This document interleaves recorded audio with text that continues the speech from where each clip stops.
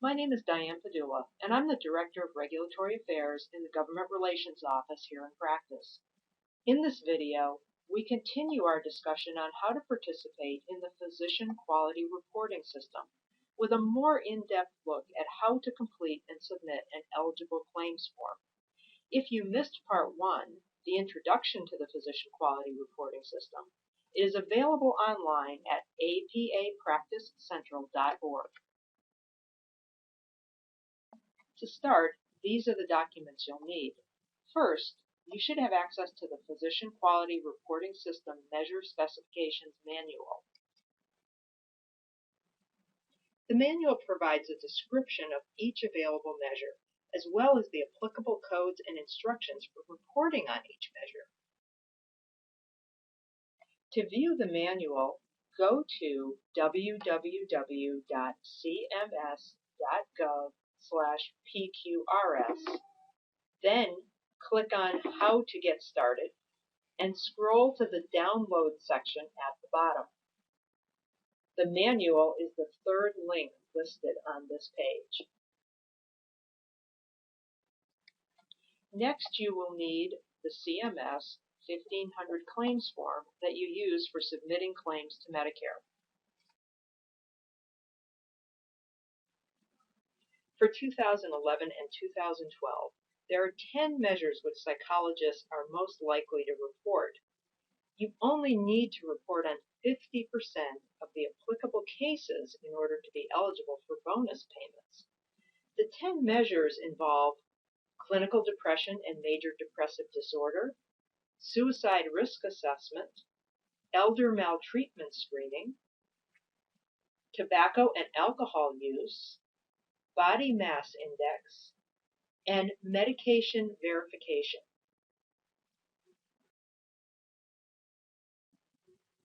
Now that you have everything you need, begin by selecting the applicable measures that you would like to report. Review each measure's specifications, note which patients and services each measure applies to, and decide if you will be reporting for the full calendar year or only for the period from July through December 2011.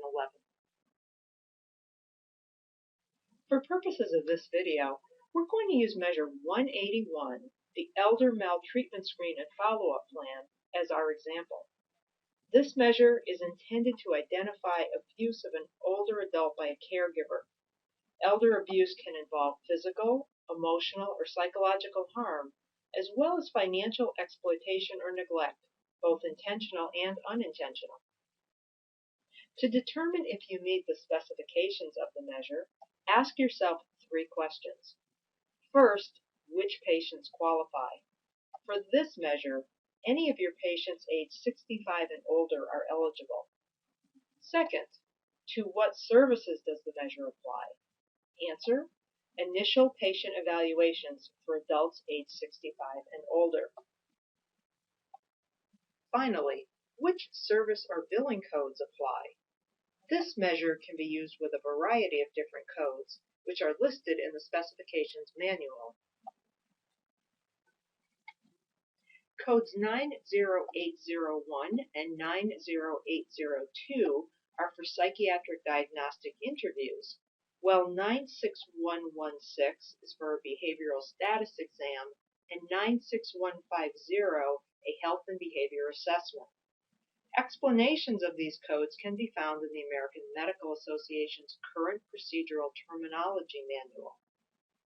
4 other codes, 97003, 97802, 97803, and G0270 would not be used by psychologists as they represent evaluations for occupational therapy and medical nutrition therapy services. Typically, most of the billing codes for this measure are used only once, but for services under code 96116, the measure is reported each time that the code is submitted.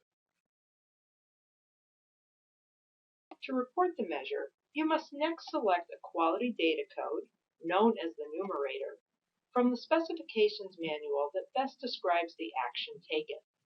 For example, whether or not an elder maltreatment screen was performed, There are several numerator codes to indicate different courses of action.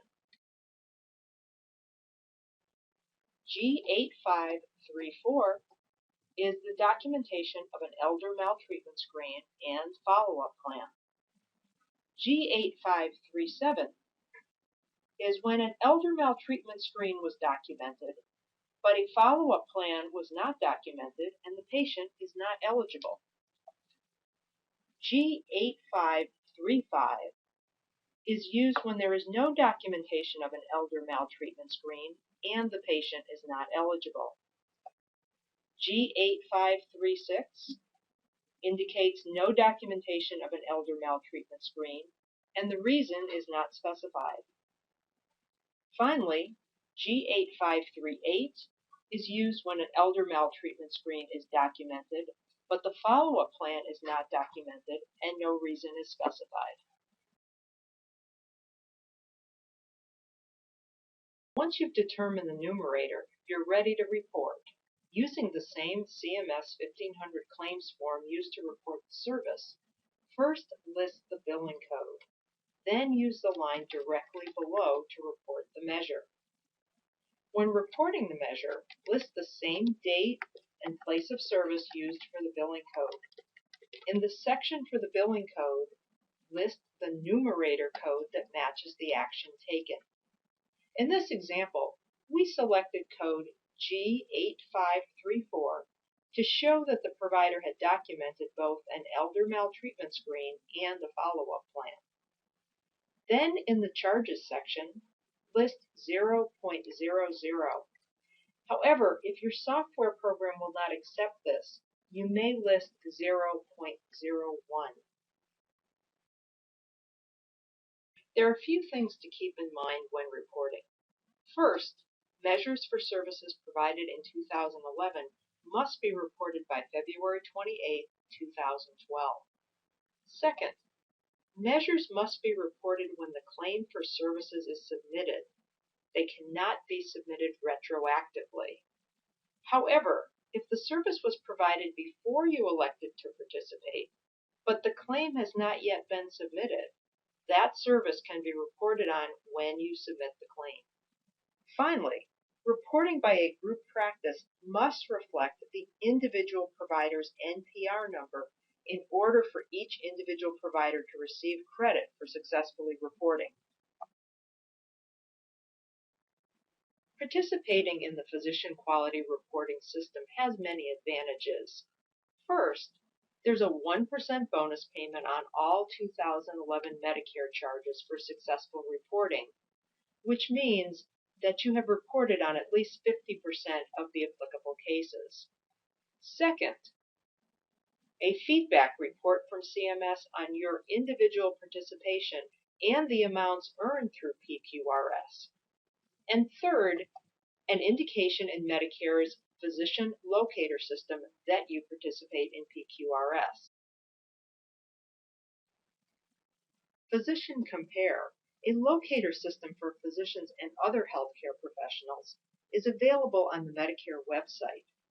Beginning in 2013, the Physician Compare system will include performance information from providers who participated in PQRS in 2012. For additional information, you can visit the website for the Centers for Medicare and Medicaid Services at www.cms.gov/PQRS or contact your Medicare administrative contractor who handles your Medicare claims. If you have any additional questions about the system, you may also contact the Government Relations Department at 202-336-5889.